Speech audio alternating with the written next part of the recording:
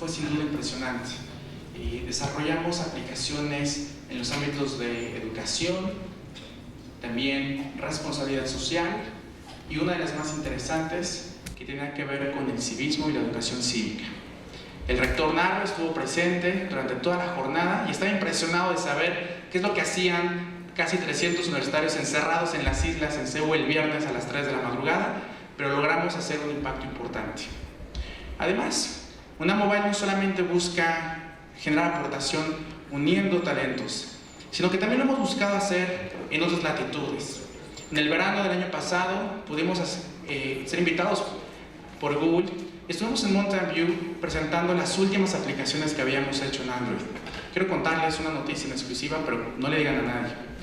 En menos de 3 meses vamos a presentar el primer laboratorio UNAM Google, y lo vamos a hacer aquí, en el campus de Ciudad Universitaria, para que más universitarios y también desarrolladores externos puedan probar aplicaciones, puedan meterse al ecosistema móvil y poder aprender esta área que nos parece muy interesante. También fuimos tuvimos la fortuna de ser elegidos entre 10 de las empresas más importantes del mundo para generar la aplicación oficial de la cumbre de educación de Apple que se hizo en Miami el año pasado. Desarrollamos la aplicación aquí en esta misma facultad y la llevamos a Miami para que no solamente administráramos el contenido del día a día de este evento importante de Apple, sino que dejamos la huella de la UNAM en ese evento tan importante. También estuvimos en la Universidad de Stanford presentando la visión que teníamos en ese momento sobre Internet de las Cosas.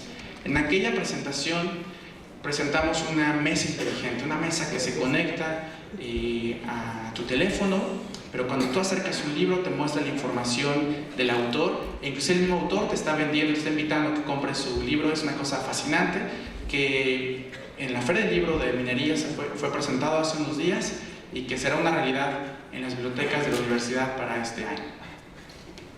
Además, presentamos Podium, la primera chamarra inteligente. Aquí en este auditorio, en septiembre, en la primera semana, les mostramos a ustedes la primera chamarra inteligente que había en el mundo. Y decidimos no solamente presentarla, sino comercializarla. Y ese mismo día pusimos a la venta 1000 chamarras inteligentes para corredores. Estamos felices de comentarles que en menos de 72 horas se vendieron completamente todas. Y no solamente fue una primera aportación de innovación que cambió el laboratorio, sino también una forma en cómo se convirtió la universidad en un elemento relevante, porque tuvimos un impacto importante. Prácticamente todos los medios nacionales, radio, televisión y publicaciones en lo general y especiales hablaron de la chamarra, lo cual habla, sin duda, del gran impacto que puede generar un campus universitario cuando tiene una estrategia y un enfoque específico en algo. Hemos tenido algunos reconocimientos, lo cual ha sido también una forma de poner en contexto lo que hemos estado haciendo dentro y fuera del país, y tener presencia constante en los medios para mencionarle a la gente lo que queremos aportar creando nuestras propias cosas que la gente pueda utilizar. Finalmente quiero comentarles 3 cosas. La primera, precisamente con este nuevo laboratorio que habremos de inaugurar con Google en muy poco tiempo, una alianza estratégica con Qualcomm y otra más con Apple en California, quiero decirles que tenemos una nueva sede, y esta nueva sede tiene nuevas vacantes. Si algunos de ustedes creen que tienen una oportunidad en ser parte de este laboratorio, el único requisito es querer aportar el tiempo que tienen después de clases para ser parte de este laboratorio. Estamos buscando en 3 órdenes: el área de desarrollo, el área de diseño y el área de administración. Si alguien está interesado o conoce a alguien que podría interesarse, yo les pido que nos manden un correo el día de hoy, y será importante porque nos quedan muy poquitos espacios. Además, así como hicimos el Hack UNAM 2014, quiero platicarles que en el primer fin de semana de septiembre haremos el Hack UNAM 2015, que también reunirá a todas las facultades de esta universidad. También trabajará con la Escuela Nacional Preparatoria y con el Colegio de Ciencias Humanidades para que también puedan aportar y ser partícipes de este evento que ha sido muy importante. Y a finales de este mes, en alianza con la Embajada de Estados Unidos y la empresa IBM, vamos a hacer un evento especial para todas las chicas ingenieras, informáticas y científicas que hay en nuestro país. Bueno, pues eso es todo y les agradezco mucho su presencia.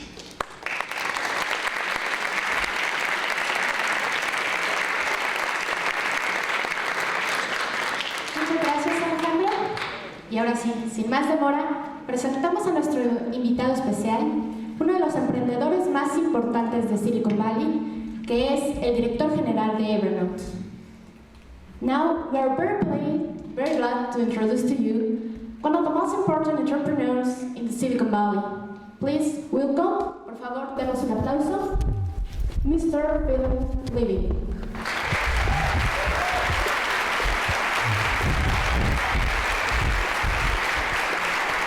Thank you.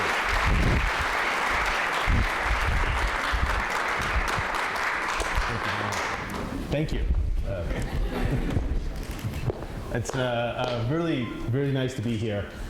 This is, I've been to Mexico many times, but always as a tourist. This is actually my first time in Mexico City, in the first real city, and it's really big. Wow. Okay, 2 microphones. Really amazed by the energy here, by the entrepreneurial energy. I've only been here for 2 days now, and I've definitely decided that we need to spend a lot more time and a lot more attention on Mexico. I think it feels to me like Mexico City is going to be the most significant city in North America. It's a combination of the size and the growing economy and the entrepreneurship. Really makes this feel like this is on the verge of a renaissance of technology and entrepreneurship, and I'm very, very honored, very privileged to be here. So thank you. And I'm sorry that I can't do this in Spanish. I wish I could. So hopefully you can still understand me. My name is Libin. I'm the CEO of Evernote. Maybe some of you know what Evernote is, but if you don't, we are building the modern workspace. We think that the way that people work is going to change dramatically over the next 5 years and 10 years. That the way that people like you want to work is very different from the way that people worked 30 years ago. That a lot of the old ideas of productivity are wrong. They're no longer applicable, and we want to be the new definition of what productivity is across all devices for all knowledge workers everywhere in the world. And we always said from the beginning that our goal was to make a 100-year startup.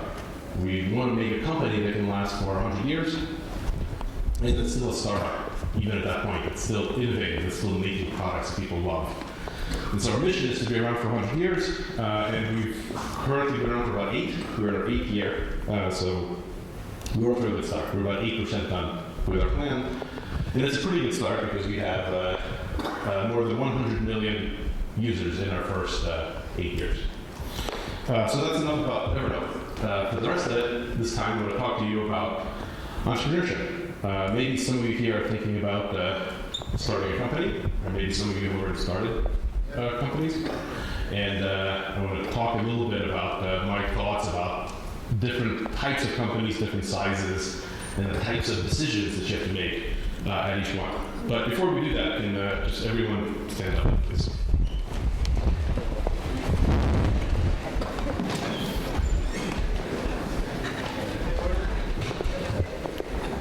Okay, so we're going to play Rochambeau, rock, paper, scissors. And this is actually a very important part of what I'm going to talk about. So it'll all make sense in a little bit. But just to kind of loosen up, you guys know how to play, right? So I'm going to count to 3, and we're all going to play. And on 3, I'm going to throw either a rock or paper or scissors. You do the same thing, no cheating. And if you beat me, stay standing. If you lose or you tie, sit down. So only if you beat me, stay standing. So very quickly, we're going to go from everyone standing to just a few winners, and we've got surprises. Okay, ready? 1, 2, 3. So only paper, stay standing. Only paper. Everyone else sit down. If you're paper, if you're rock, you have to sit down, please. Only paper. only paper. No, if you threw a rock, you have to sit. So only paper. Great. See, very fast. This is like exponential growth, but in reverse. So one more time, just for people standing. Ready? Uno, dos, tres. So only rocks. Rocks, stay standing. If you threw anything else, sit down. Only rocks. Rock. No scissors, please sit. Just rocks. 3. All right. We're good. So come on up. We have some prizes. Everyone who threw a rock, so you guys win.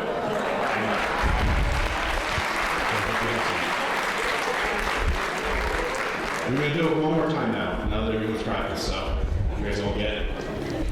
The only thing I wear, which is Evernote t-shirts. So, thank you. Do we have any more? I think it was. We do have more. We have some. Right, I'll come up for it. Missing one catch. Do you have a notebook or something? Yeah. Cool.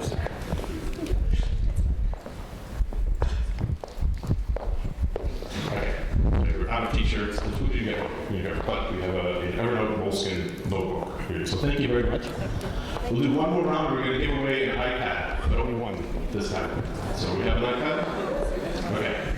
So this time only one winner gets an iPad. So everyone stand up again.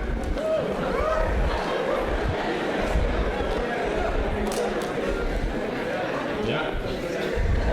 Okay. All right. Uno, dos, tres.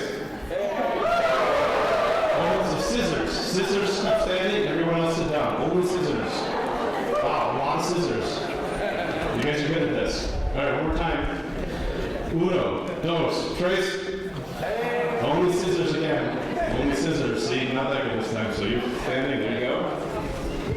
Okay. This maybe one or two more. We'll have a winner. Ready? Uno, dos, tres. Paper. That's it. I think, well, you have paper? You have paper? You have paper. Okay, only paper. Keep standing. Everyone else sit. So 1, 2, 3. Uno, dos, tres.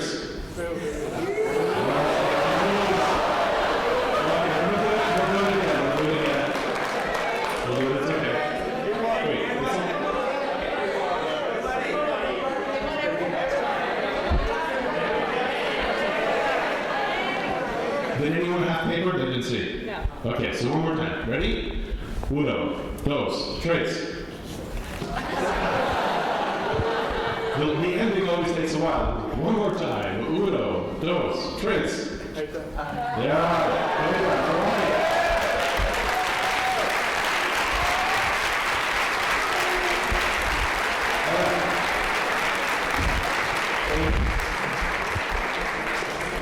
That was fun, but actually this is also what I wanted to talk about.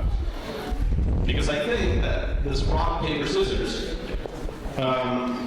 corresponds very well to different types of companies. In fact, different stages of companies. So I think startups, new startups are like scissors. Medium companies, when a startup becomes a little bit successful, be kind of medium size, it's more like a rock. And then the really big companies are paper. And that's a good way to think about it. So if you're a startup, think of it as scissors. You're very fast. You can go in and out really quickly. You can cut. You really threaten big companies. Big companies can't hurt you if you're a startup. They're not fast enough. They can't respond. You can go and steal customers and opportunity from big companies all the time. You can be very, very quick. And your job in this stage as a scissor, your job is to be really impressive. Is to be flashy. Is to make something beautiful, to make something great, to get a lot of attention. That's kind of the first phase that you're at. So, when you're small, you're like in the scissor stage. And you can compete very well against big companies because they can't stop you.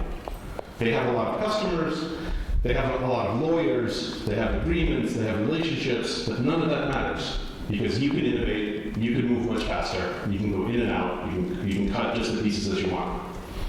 And that's the stage that you're going to be in the beginning when you get started.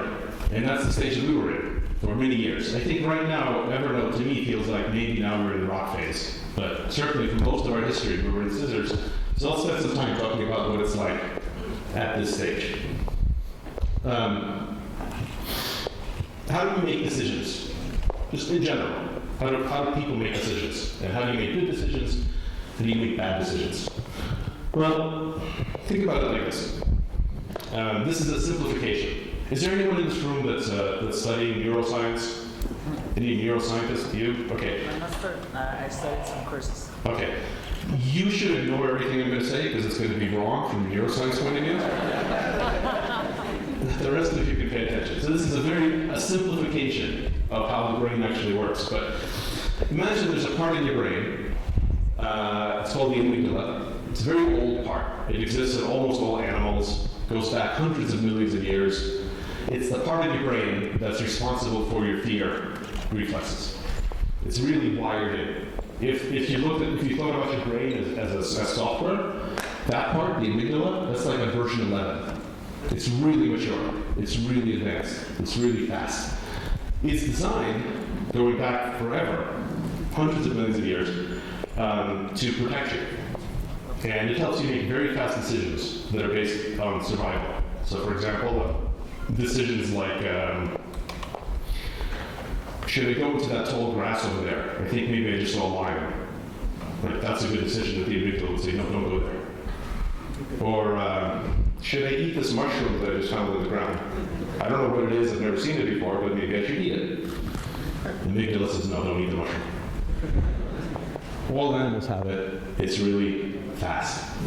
And there's a different part of your brain that's more human, more the neocortex, that is much more recent. It's really only developed in the last few 100,000 years. And this is the part that deals with language, with strategy, with beauty, with sort of appreciation of positive emotions, and with logical long-term thinking. And this part of the brain, the neocortex, the human part of the brain, is much, much younger. So if the amygdala is like on version 11, the neocortex is, it's like an early alpha, like it's barely working. And yet it's what's making all of the really important long-term decisions. And when you have to make a decision, if you compare the good versus the bad, if you let the two parts of your brain try to think at the same time, for almost all people, the amygdala takes over because it's better wired in, it's more mature, and you wind up making decisions based on fear. So it kind of works like this. Let's say you're trying to decide between two different things. You have version A and version B. In a very common way that you think you're going to make decisions is you're going to write down all of the positives and negatives. So you say version A has some positive and some negative, version B says some positive and some negative, and you think you're going to compare positive to negative and make a decision. But whenever you do that, what you're really doing is you're only comparing negative to negative. The fear-based part of your brain takes over, and you make the decision that's the least bad. Not the one that's the most good, but the one that's the least bad. And the more people you have in a room making the decision, the more conservative and fear-based the thinking becomes. Because there's a very human, natural thing, which is this. You sound smarter when you say something negative than when you say something positive.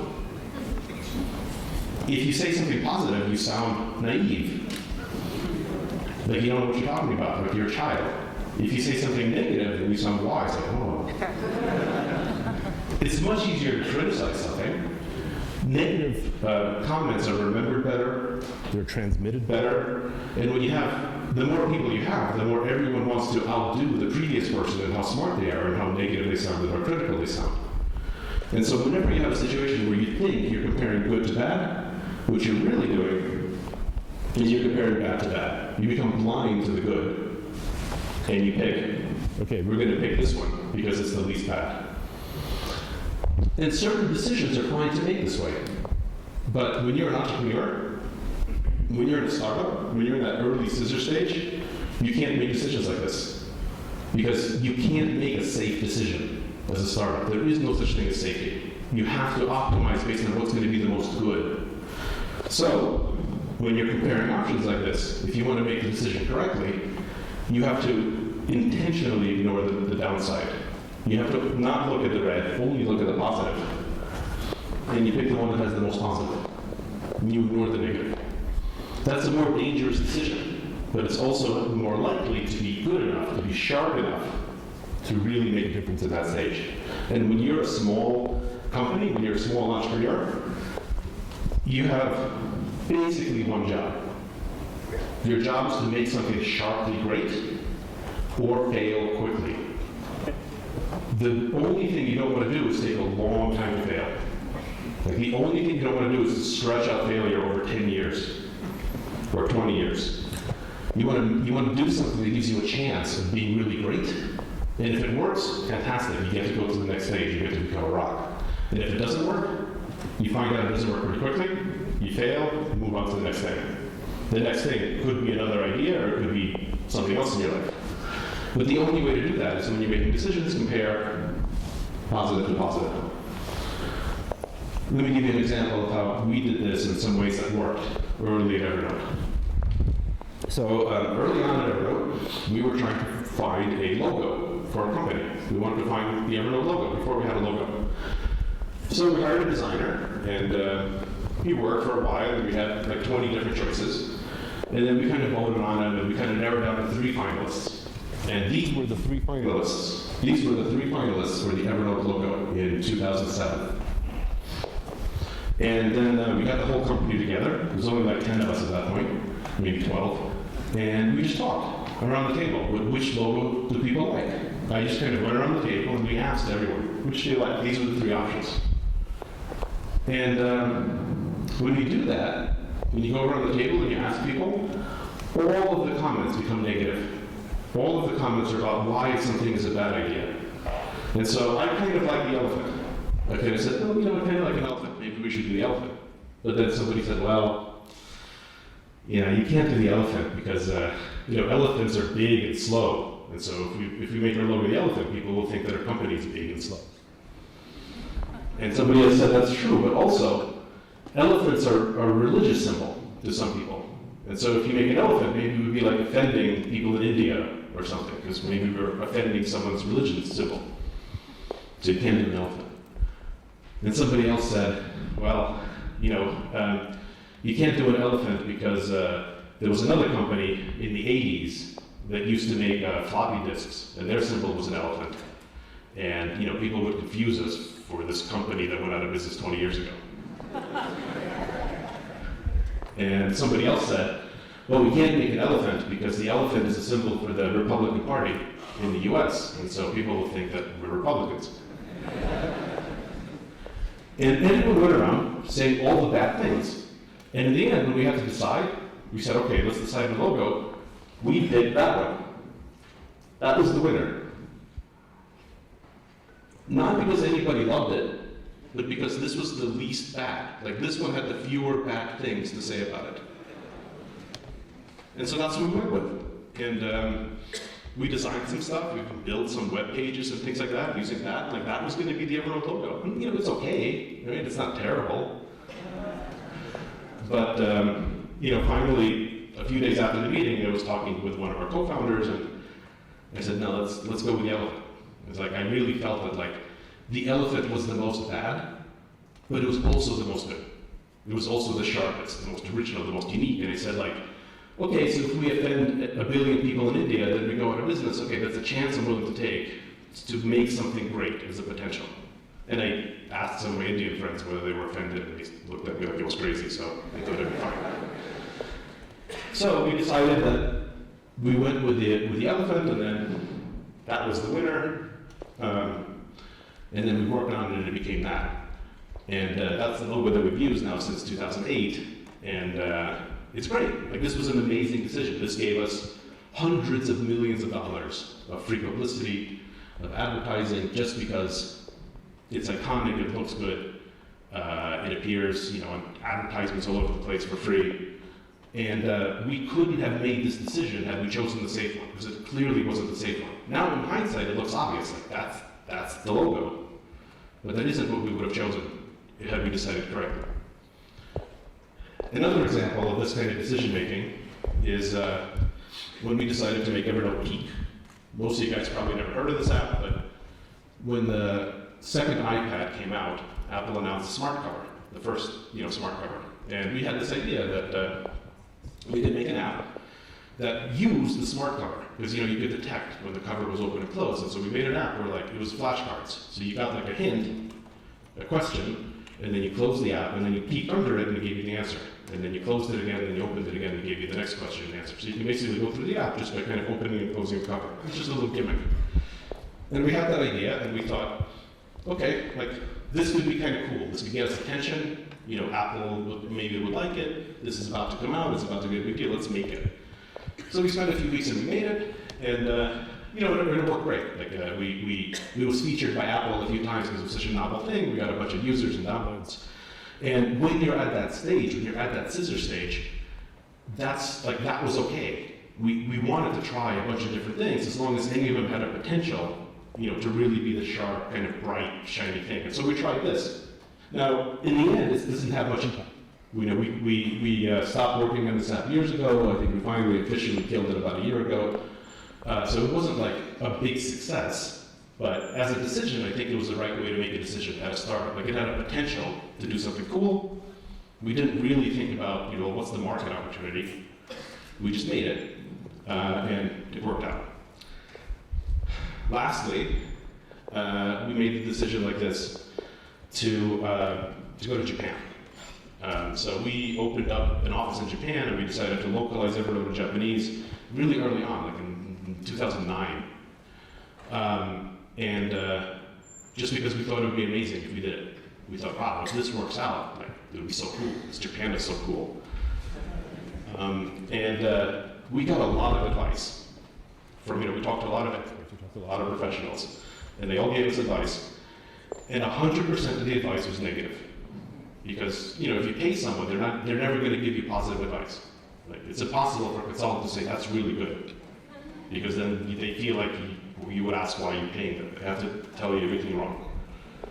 And so they all said, no, you can't go to Japan because, you know, Japanese people have very different tastes from Americans. They like totally different things. They don't like the same kinds of designs and the same apps. And no, you can't go to Japan because Japanese companies are really hard to negotiate with because they take forever and they never give you a straight answer and it's really bureaucratic and complicated. And oh, you can't go to Japan because, you know, you really can't hire really good people there because people only want to work with big companies. All of this stuff. And it all turned out to be totally wrong. And our feeling was like, well, we're going to try it because if it works, it's going to be amazing. And if it doesn't work, it's just yet another risk. So yeah, like going to Japan for us was something that put the company in danger in 2009 because we couldn't afford to make too many mistakes. But everything put the company in danger in 2009. At any time, we were only a few weeks away from closing. So instead of trying to be safe and trying to say, how do we stretch out, you know, 2 weeks of money to last us 5 weeks? We said, well, what kinds of things could we do that if they're successful, they can really be huge? So we went to Japan, and we set up an office there, and we translated, and we got partnerships, and it turned out that actually, no, like, people in Japan love this stuff, and their tastes for high-quality products are exactly the same as everyone else. And it turns out it's really easy to deal with Japanese companies, because they're totally honest. Even though it maybe takes a little bit of time, it's actually really straightforward. And it's easy to hire great people in Japan. And all of this stuff was actually pretty easy, or at least easier than we thought, but we couldn't have made that decision if we decided to do it conservatively. And then a couple of years later, we decided to go to China. And we got a bunch of experts together, and we talked to them about China, and they all said, no, you can't go to China. It's you know, Chinese people have totally different tastes than people in Japan. They like different things. We even had people, these were like Chinese experts, like from China, would tell us things like, you know, the Chinese consumers, they don't like products that look too good. They like things that are like more cluttered. They want things that are like more ugly. You have to put like more blinking stuff on there. I swear, experts told us this. We're like, no, they don't. No, you're just lying now. Obviously, people in China like stuff that looks good. I mean, they buy iPhones, right? They have the same products everywhere. In fact, that was a really important insight when I went to China. When I was in China, I looked around and I saw that there's a lot of General Motors cars, a lot of GM cars in China. And the GM cars in China are totally different from the GM cars in the US. They're different names, different models, they look different, they're like made for the Chinese market. And then I went to Brazil. There's a bunch of GM cars in Brazil, and they're all very different from the GM cars anywhere else. They're really optimized for the market. And the GM cars in Europe are different, and in the US are different, and in Turkey they're different. And so GM, General Motors, spends a lot of time making products exactly right for each local market. But BMW sells the same cars everywhere, right? But Tesla sells the same cars everywhere. And so local differences in taste matter if you're making a kind of crappy product. They matter at the medium end and at the low end. At the high end, it transcends local differences in taste. And this is true of every industry. This is true of iPhones. This is true of video games. This is true of movies. It's even true of food. You would think food is the most local thing there is, but really high-end food, really high-quality cuisine, it's popular everywhere, and the same type of food is popular everywhere. And so if you make something that's good, and if you really focus on making something great, you can make it for everyone in the world. There's no limitations. But in order to make that decision, you have to think only positive to positive. Imagine if we considered the risks of going to China. If we said, here's all the things that can go wrong. I mean, I would never be finished with that meeting. Like writing down the things that can go wrong is an endless number of things that can go wrong. You would never decide to go to China and to start a business there if you wanted it to be safe. But if you ask, what if it's awesome? You get a different decision. So when you're a scissor, this is what's most important to you. You have to do things that are fast, and you have to make decisions based on what if it's great, not what if it's bad, what if it's great. But your job as a scissor isn't to do something necessarily that has high impact. It's to do something that really creates attention and buzz. When you get to be a little bit more successful, some of the scissors grow up to be rocks. And now you're at the rock stage. That feels like the stage that we're entering right now at Evernote, and everything changes. Now, all of a sudden, well, one thing that's nice is you don't have to be afraid of scissors anymore. And the reason for that is simple. Like paper, big companies are terrified of scissors, but medium companies aren't, because we're still pretty fast. Not as fast as we were scissors, but we're still pretty fast.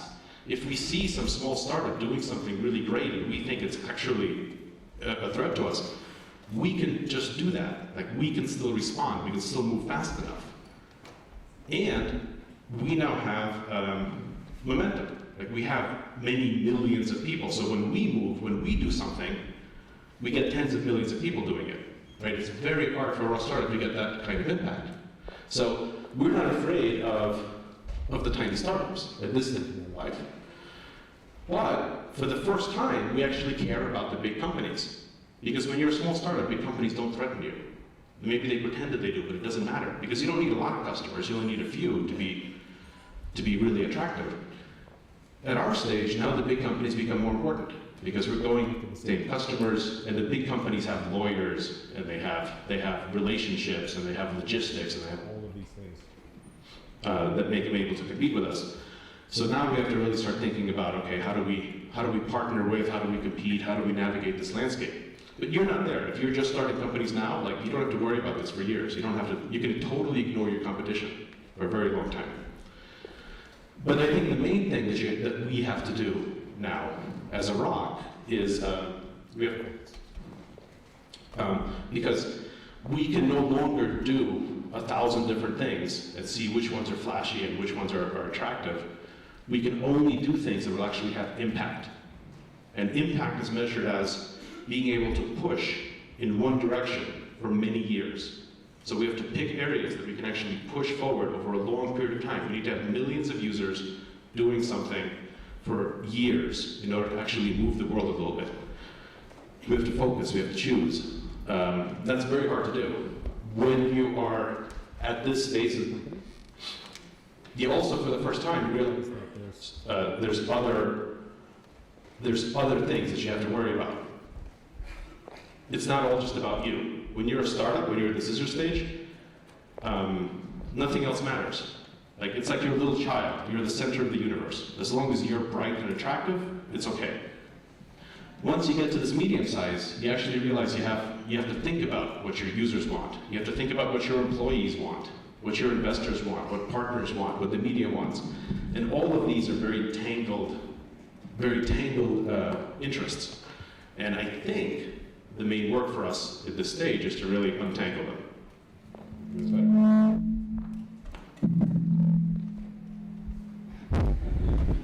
Okay, let's try this one.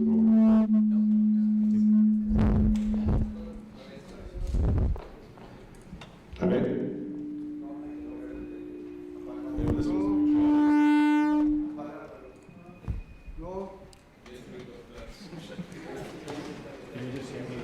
No tiene nada que ver ese, ¿eh?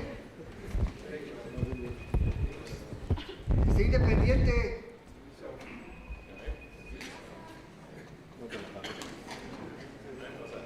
No, si no tiene nada que ver, ¿eh? El micro. No es interferencia, porque esa parte. Préndeselo. El lavalier, préndeselo. Por favor.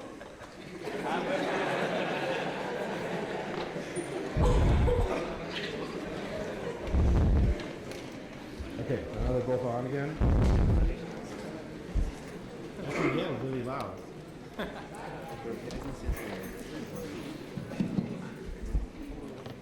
Okay.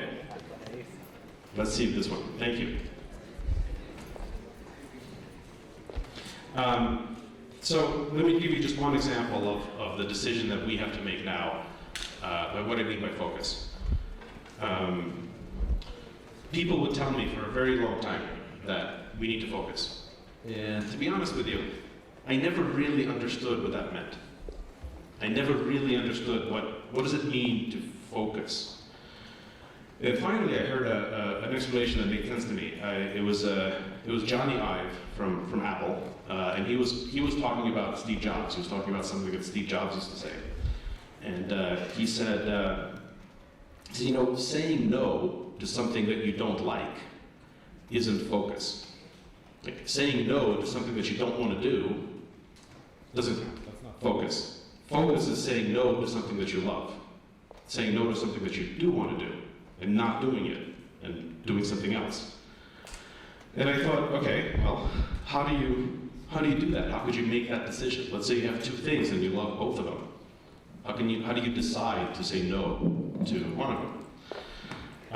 And the way that I think you can do it is this. Let me give you an example. We have an app called Evernote Food, which is lets you take food and clip recipes and stuff like that. And I love this app. I use it all the time. It was sort of made for me. And it's actually doing well. And a couple of months ago, we had to make a decision. We had to decide, are we going to keep investing a lot in Evernote Food, which is something I love, or are we going to invest everything into this idea of being the modern workspace, investing in how people work, in productivity at the office, at the workspace, which I also love.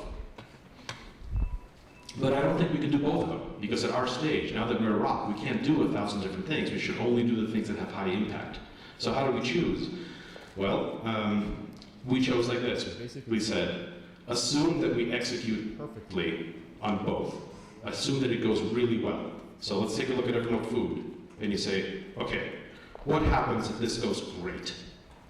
What happens if we make it beautiful, we become the #1 food app, everyone is using it to take pictures of their food and to keep recipes. What does the world look like in that case? That looks pretty good, like that'd be pretty cool. Okay, now let's look at this idea of modern productivity. What if we do that really well? And we get everyone at companies or professionals using Evernote, making smarter decisions, doing better work, being more productive. What does the world look like if we're really good at that? And what we realize is that's much better. Like the world looks much better if we do the second thing. If the second thing is awesome, we have much more impact than if the first thing is awesome. Now the second thing is also a lot harder to do, but that's okay.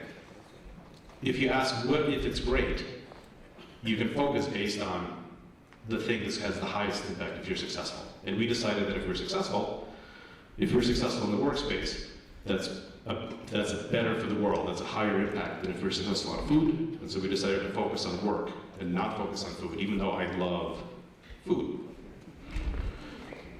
So another example is we had this slogan, the Evernote slogan, remember everything. as a company slogan goes, this is really a good one. Like, remember everything is a really strong slogan. Like, I think it's better than just do it. Like, it's really good. It's only 2 words. It's catchy. It's memorable. I wrote it, so that's why I like it. But it's the best thing I ever wrote. Like, my whole life, the best thing I ever wrote is to remember everything. And we've used it from the beginning. It's really associated with Evernote. But when we get into the current phase, the rock phase, is it enough? It's not really focused. It's like too broad. What does it really mean? And so, even though this thing is great, we're deciding to actually move away from remember everything to the modern workspace. Now, we'll still remember everything, sometimes as a tagline, it'll be in the history museum because it's an important thing for Evernote. But the new concept is a stronger concept. And so even though we love remember everything, we decide to focus to move away from it. So I think that's what that middle stage is like. And if we're successful, then we get to the next stage of the companies, big companies, which are like paper. And what kind of decisions do you have to make at that stage? I really don't know. So we're not at that stage. It seems horrible to me. I guess the advantage is you don't have to. You can worry less about companies like Evernote, but now you have to worry a lot more about you guys, about scissors. But I don't know what it takes to make a great paper company. I'll let you know in a few years if we get there.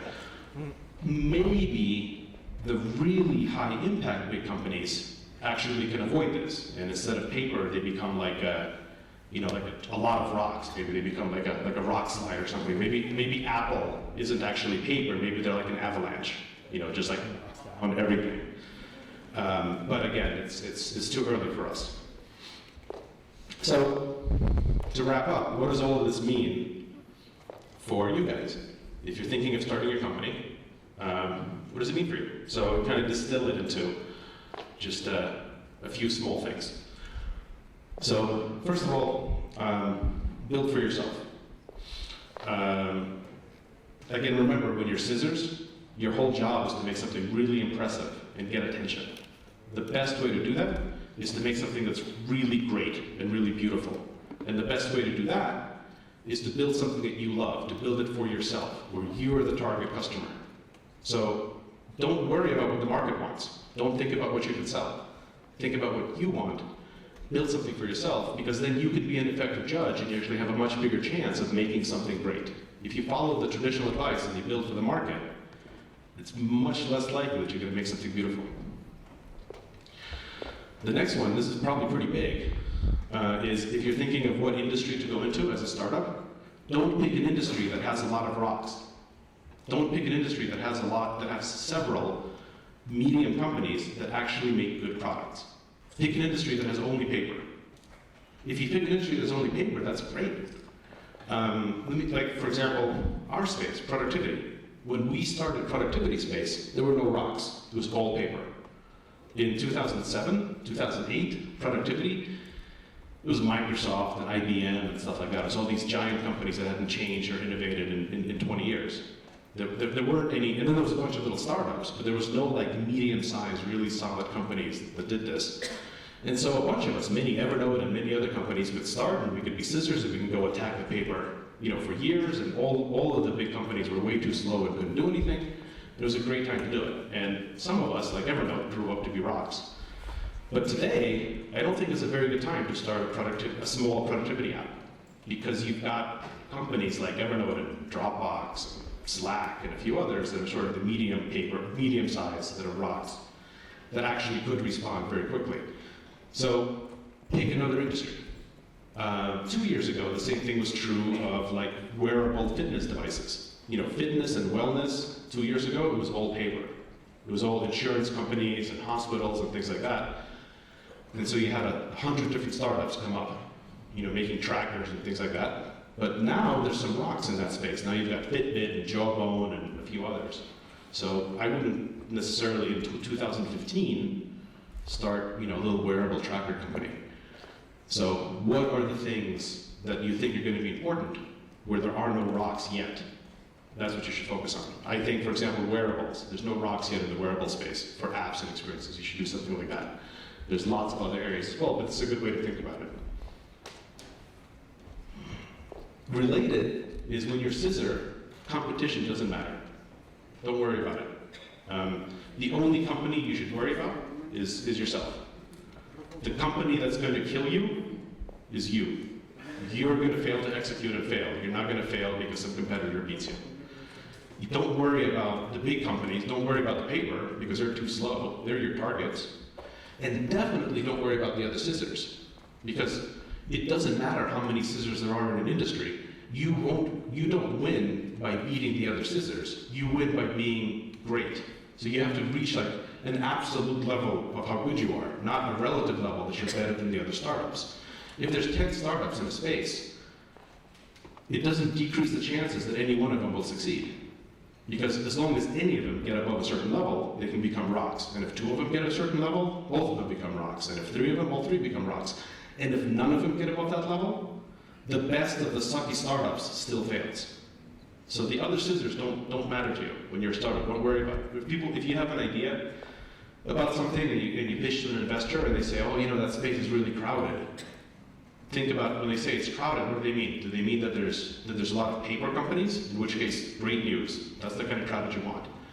Do they mean that there's a lot of startups in the past year? If so, great news. That doesn't matter. The other startups don't affect you. Or do they mean that there's a few like medium-sized companies that are actually good products? That's the only one that's dangerous. But otherwise, you have a couple of years to ignore the competition. Then focus. When you actually have found something that works, stop working on the other things. Say no to the things that you love that don't have high impact when you found the right thing.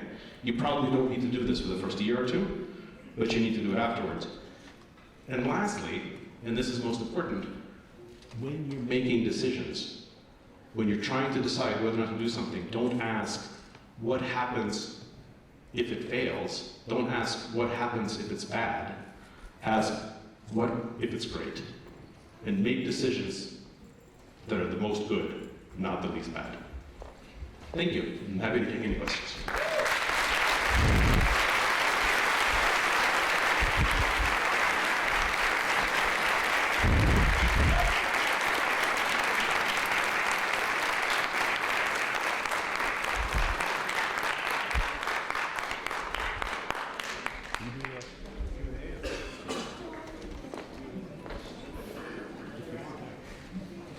Vamos a dar un tiempo para preguntas.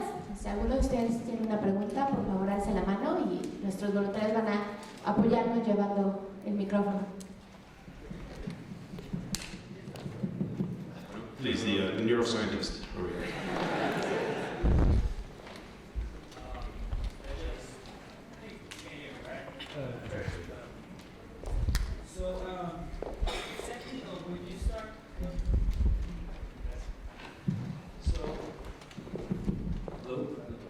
So when you started whole Evernote, and when you started to think about a premium service, what targets or what needs did you focus on regarding the customer? How did you visualize that? How do you add value to your